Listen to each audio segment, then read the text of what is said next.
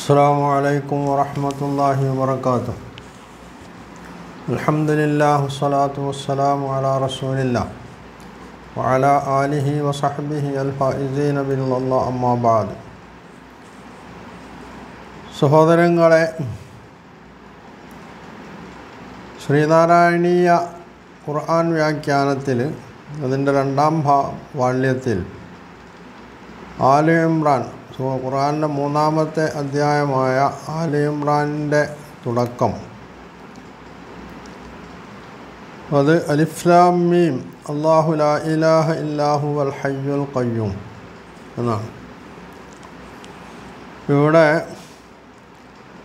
അല്ലാഹു ലാ ഇലാഹ ഇല്ലാഹു, അല്ലാഹു അല്ലാതെ ഇലാഹില്ല, അൽ ഹയ്യ് അവൻ എന്നെന്നും ജീവിച്ചിരിക്കുന്നവനാണ്, നിത്യജീവൻ ഉള്ളവനാണ്, അൽ ഖയ്യൂം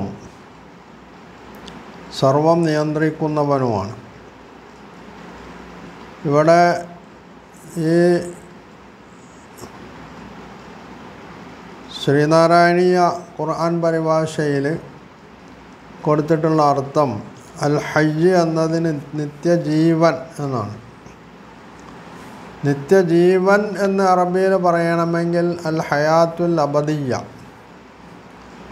അല്ലെങ്കിൽ അൽ ഹയാത്തുൽ ബാഖിയ, അങ്ങനെയൊക്കെ പറയുകയാണെങ്കിലാണ് നിത്യജീവൻ എന്ന് അർത്ഥം പറയാൻ പറ്റുക. ഹയ്യ് എന്ന് പറഞ്ഞിട്ടുണ്ടെങ്കിൽ ജീവൻ ഉള്ളത് എന്ന അർത്ഥത്തിലാണ് അറബിയിൽ പ്രയോഗിക്കാറുള്ളത്. ഇവിടെ നിത്യജീവൻ അൽ ഹയ്യു, നിത്യജീവൻ എന്നർത്ഥം പറയുമ്പോൾ അത് ഭാഷാപരമായി തന്നെ തെറ്റായിട്ടുള്ള അർത്ഥമാണ്. അള്ളാഹു നിത്യജീവനല്ല, നിത്യം എന്നെന്നും ജീവിച്ചിരിക്കുന്നവനാണ്, മരണമില്ലാത്തവൻ. അൽ ഹയ്യുല്ലദീ ലാ യമൂത്ത് വൽ ഹയ്യുല്ലദീ ലാ യമൂത്ത്, ഒരിക്കലും മരിക്കാതെ എന്നെന്നും ജീവിച്ചിരിക്കുന്നവൻ എന്നതാണ് അള്ളാഹുവിൻ്റെ വിശേഷണം. അപ്പോൾ അതിൽ നിന്ന് വ്യത്യസ്തമായിട്ടാണ് ഇവിടെ അൽ ഹയ്യ് എന്നതിനർത്ഥം പറഞ്ഞിട്ടുള്ളത് എന്നത് ഒന്ന്. രണ്ടാമത്തേത്, മൂന്നാമത്തെ ആയത്ത്, നസ്സല അലൈക്കൽ കിതാബ ബിൽ ഹഖ് മുസദ്ദിഖൻ ലിമാ ബൈന യദൈഹി വഅൻസല തൗറാത്ത വൽ ഇൻജീൽ, സത്യാധിഷ്ഠിതമായി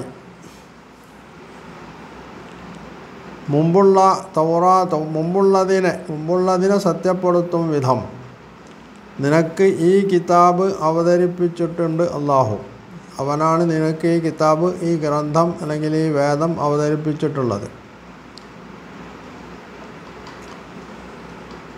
വഅൻസല തൗറാത്ത വൽ ഇൻജീൽ, തൗറാത്തും ഇൻജീലും അതും അവതരിപ്പിച്ചത് അവൻ തന്നെയാണ് എന്നാണ് രണ്ടാമത്തെ ആയത്തിൽ പറയുന്നത്. അതിന് വ്യാഖ്യാനത്തിൽ കൊടുക്കുന്ന വിശദീകരണമുണ്ട്. എന്താണത്? ഈശാവാസ്യോപനിഷത്തിലെ ഒരു ശ്ലോകമാണ് അതിൻ്റെ വ്യാഖ്യാനത്തിൽ ഒന്ന് കൊടുക്കുന്നത്. അതിൽ ബ്രഹ്മം പൂർണ്ണം, പ്രപഞ്ചവും പൂർണ്ണം. ബ്രഹ്മം അതായത് അല്ലാഹു എന്നോ ഈശ്വരൻ എന്നോ ഒക്കെ പറയാവുന്ന ആ അധീശ ശക്തിയെ സംബന്ധിച്ചാണ് ബ്രഹ്മം എന്ന് പറയുന്നത്. ബ്രഹ്മം പൂർണ്ണമാണ്, പ്രപഞ്ചവും പൂർണ്ണമാണ്. പൂർണ്ണതയിൽ നിന്ന് പൂർണ്ണമായത് ഉണ്ടാകുന്നു. പൂർണ്ണത്തിൽ നിന്ന് പൂർണ്ണത്തെ എടുത്താൽ പൂർണ്ണം തന്നെ അവശേഷിക്കുന്നു. ഇതാണ് ഇതിൽ കൊടുത്ത കവിതയുടെ അർത്ഥം. പൂർണ്ണമദഃ പൂർണ്ണമിദം പൂർണ്ണാൽ പൂർണ്ണമുദച്ഛതേ പൂർണ്ണസ്യ പൂർണ്ണമാദായ പൂർണ്ണമേവാവശിഷ്യതേ എന്നാണ് ശ്ലോകം. അപ്പോൾ സത്യം സുന്ദരമായിരിക്കും, ആനന്ദദായകമായിരിക്കും. ഖുർആൻ മാനവരാശിയെ നിത്യാനന്ദത്തിലേക്ക് നയിക്കുന്ന പൂർണ്ണമായ സത്യവചനമാകുന്നു, വചനങ്ങളാകുന്നു എന്ന് തുടർന്ന് പറയുന്നു. അപ്പോൾ ഇവിടെ നമുക്ക് ചോദിക്കാനുള്ള ചോദ്യം, ബ്രഹ്മം പൂർണ്ണമാണ്, ബ്രഹ്മത്തിൽ നിന്ന് ഉണ്ടായിട്ടുള്ളതും അതായത് പൂർണ്ണതയിൽ നിന്ന് പൂർണ്ണമായത് ഉണ്ടാകുന്നു പറഞ്ഞാൽ പ്രപഞ്ചവും പൂർണ്ണമാണ്. അപ്പോൾ പ്രപഞ്ചത്തിൻ്റെ പൂർണ്ണതയും ബ്രഹ്മത്തിൻ്റെ പൂർണ്ണതയും ഒരുപോലെയാണോ? ഒന്ന് ആത്യന്തിക പൂർണ്ണതയും മറ്റേത് ആപേക്ഷിക പൂർണ്ണതയുമാണോ, അതോ രണ്ടും ആത്യന്തിക പൂർണ്ണതയാണോ? ഇത് മറുപടി കിട്ടേണ്ട ചോദ്യമാണ്. രണ്ടും ആത്യന്തിക പൂർണ്ണതയാണെങ്കിൽ പിന്നെ അവിടെ ബ്രഹ്മം അതുപോലെ തന്നെ പ്രപഞ്ചം എന്ന രണ്ടെണ്ണത്തിന് രണ്ടസ്തിത്വത്തിന് പ്രസക്തി ഇല്ലാതെ വരും. അല്ലെങ്കിൽ രണ്ട് അസ്തിത്വവും ഒരേ രീതിയിലുള്ള ഒന്നാണെന്ന് വരേണ്ടി വരും. അപ്പോൾ പിന്നെ ദൈവത്തിൻ്റെ അല്ലെങ്കിൽ ഈശ്വരൻ്റെ പ്രാധാന്യം എന്താണ്, ഈശ്വരൻ്റെ സ്ഥാനം എന്താണ്, പ്രപഞ്ചത്തിൻ്റെ സ്ഥാനം എന്താണ് എന്നതിവിടെ പ്രശ്നമാണ്.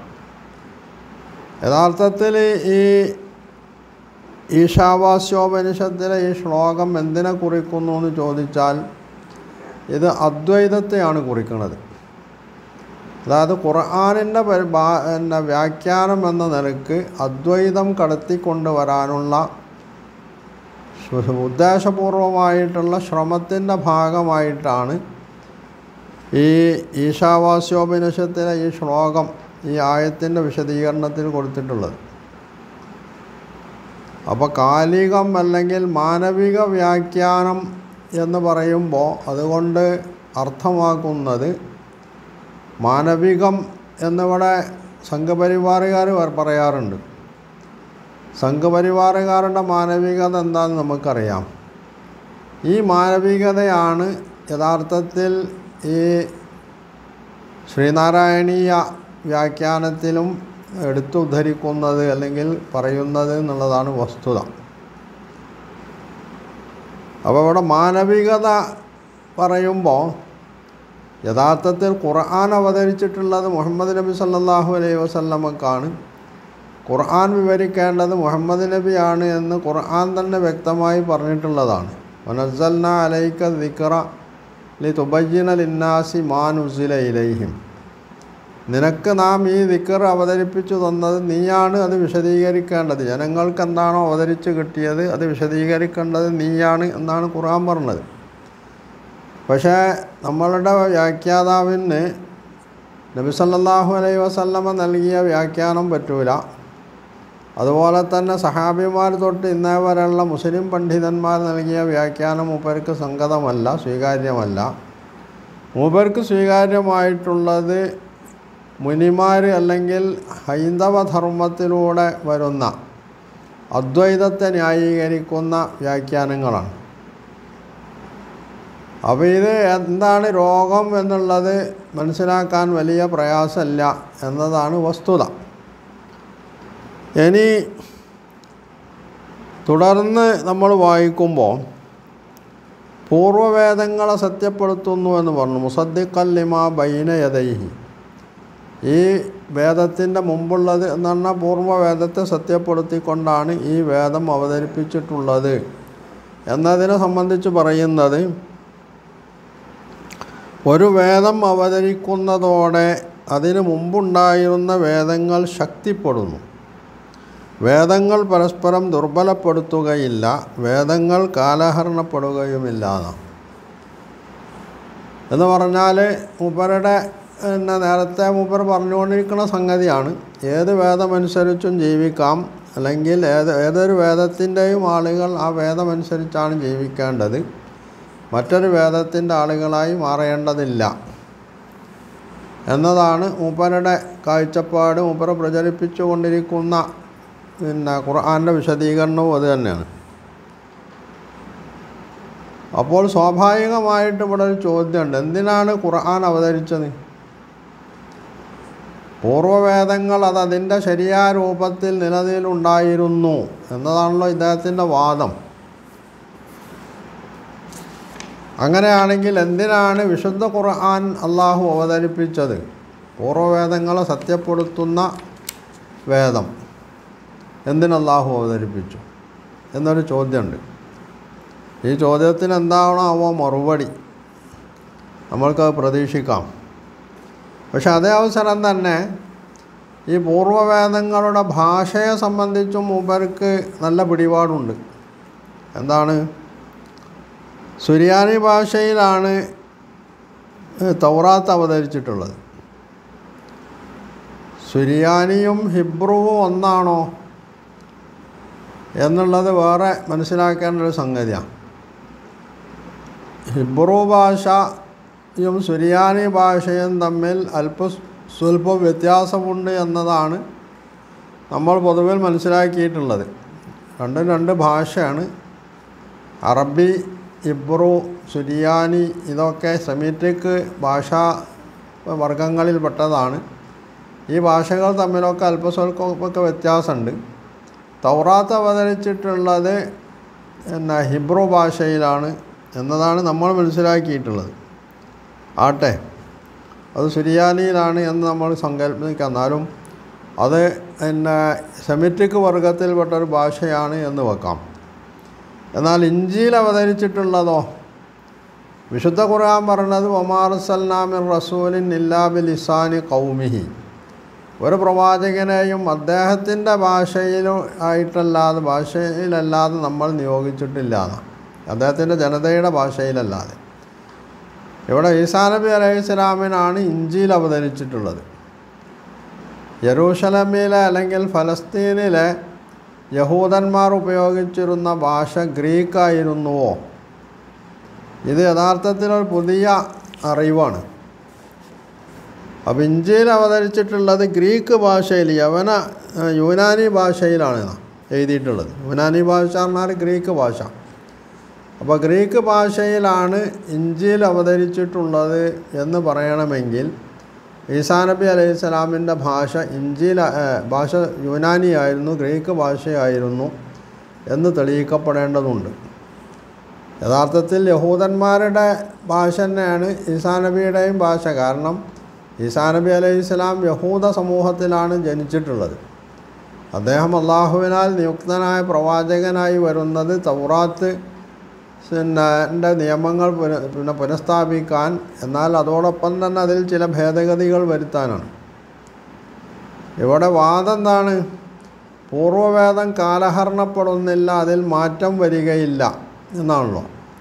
പക്ഷെ വിശുദ്ധ ഖുർആൻ പറയുന്നത് ഈസാ നബി അലൈഹിസ്സലാം വന്നത് രണ്ട് സംഗതിക്കാണ്. ഒന്ന്, മുസദ്ദിഖൻ ലിമാ ബൈന യദയ്യ മിനത്ത് തൗറാത്തി, എൻ്റെ മുമ്പ് വന്നിട്ടുള്ള തൗറാത്തിനെ സത്യപ്പെടുത്തുന്ന വിധത്തിലാണ് ഞാൻ വന്നിട്ടുള്ളത് എന്ന് പറയുമ്പോൾ തന്നെ വലി ഉഹില്ല ലക്കും ബഅദല്ലദീ ഹുർരിമ അലൈക്കും, നിങ്ങൾക്ക് നിഷിദ്ധമായിരുന്ന ചിലത് നിങ്ങൾക്ക് അനുവദിച്ചു തരാൻ വേണ്ടി കൂടിയാണ് ഞാൻ വന്നിട്ടുള്ളത് എന്ന് പറയുന്നുണ്ട്. അപ്പോൾ തൗറാത്തിലെ തന്നെ ചില നിയമങ്ങളെ ഈസാ നബി അലൈഹിസ്സലാം ഭേദഗതി ചെയ്യുന്നു. അതുകൊണ്ട് തന്നെ ഈസാ നബി അലൈഹിസ്സലാമിനെ അംഗീകരിക്കാത്ത യഹൂദൻ, അയാൾ ഇസ്ലാമിൽ നിന്ന്, മൂസാ നബി പഠിപ്പിച്ച ഇസ്ലാമിൽ നിന്ന് പുറത്താണ് എന്നതാണ് വസ്തുത. ഈസാ നബി വരുന്നതോടുകൂടി അദ്ദേഹത്തെ തള്ളിപ്പറയുന്നതോടുകൂടി. അതുകൊണ്ടാണ് വിശുദ്ധ ഖുർആൻ സൂറത്ത് നിസായിൽ യഹൂദന്മാരെ സംബന്ധിച്ച് അള്ളാഹു അവരെ ശപിച്ചിട്ടുണ്ട്, അവരോട് കോപിച്ചിട്ടുണ്ടെന്നൊക്കെ പറയുന്നത്. പക്ഷേ നമ്മളുടെ ഖുർആൻ വ്യാഖ്യാതാവിനെ സംബന്ധിച്ചിടത്തോളം യഹൂദന്മാർ തൗറാത്ത് അനുസരിച്ച് പോയാൽ അവർക്ക് സ്വർഗം കിട്ടും. കാരണം ദൈവം ജാതിയുടെ ദൈവമല്ല എന്നാണ് മൂപ്പരുടെ പുതിയ കണ്ടുപിടുത്തം. ഇവിടെ മുസ്ലിങ്ങളൊക്കെ പറയുന്നത് ദൈവം ഒരു ജാതിയുടെ, മുസ്ലിങ്ങൾ എന്ന് പറയുന്ന ജാതിയുടെ ദൈവമാണ് എന്നാണ് മൂപ്പര് സദാ പറഞ്ഞുകൊണ്ടിരിക്കാറുള്ളത്. എന്ന് പറഞ്ഞാൽ മുസ്ലിം എന്ന് പറയുന്നത് ഒരു ജാതിപ്പേരാണ്. ആ ജാതിയുടെ ദൈവമാണ്, അല്ലെങ്കിൽ പേരാണ് മുസ്ലിം. അതുപോലെ യഹൂദിയത്ത്, നസ്രാനിയത്ത്, ക്രിസ്തീയത, യൂദായിസം എന്നൊക്കെ പറയും പോലെ തന്നെയാണ് ഇസ്ലാം എന്നാണ് വരുത്തി തീർക്കാൻ ശ്രമിക്കുന്നത്. അപ്പോൾ ഇങ്ങനെ ഖുർആനിന് വിരുദ്ധമായി, ഖുർആന് തന്നെ പറഞ്ഞിട്ടുള്ള സംഗതികൾക്ക് വിരുദ്ധമായി, ചരിത്ര വസ്തുതകൾക്ക് വിരുദ്ധമായി കാര്യങ്ങൾ കൈയാളുകയും പ്രചരിപ്പിക്കുകയും ചെയ്തുകൊണ്ടിരിക്കുന്ന ഒരു സാധനം എന്നതാണ് യഥാർത്ഥത്തിൽ ഈ അകമ്പൊരുൾ എന്ന് പറയുന്ന സാധനം എന്നാണ് നമ്മൾ മനസ്സിലാക്കേണ്ടത്. ഖുർആനിക വിരുദ്ധമായിട്ടുള്ള ഇതുപോലുള്ള ധാരാളം സംഗതികൾ ഈ പരിഭാഷയിലും അതുപോലെ തന്നെ വ്യാഖ്യാനത്തിലും നമുക്ക് കാണാൻ കഴിയും. മൊത്തത്തിൽ ഇത് ഖുർആനിൻ്റെ അകമ്പൊരുളല്ല, ഖുർആനിനെ അവഹേളിക്കുന്ന ഒരു സാധനമാണ് എന്നാണ് മനസ്സിലാക്കപ്പെടേണ്ടത്.